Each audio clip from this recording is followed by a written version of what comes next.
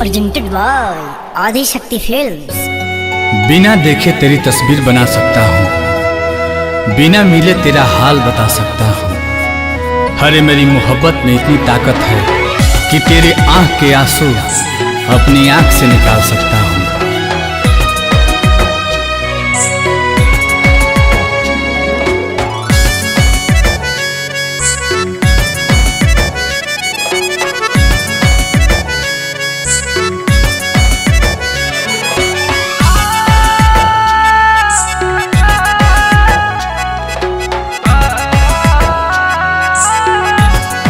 बिछड़ के को पल तोह से जियल बाटे गवारा हो।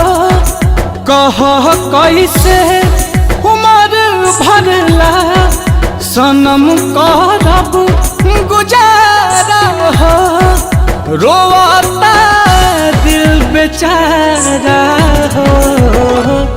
होई प्यार न दोबारा होई प्यार न दोबारा होई प्यार न दोबारा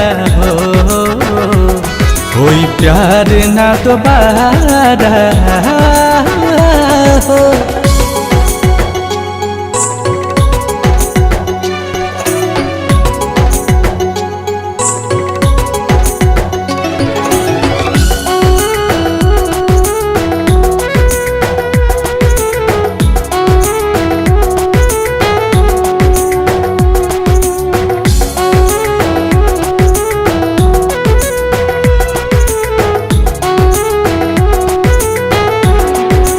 फेरू दिल के ई बगिया अब कबो आबाद ना होई।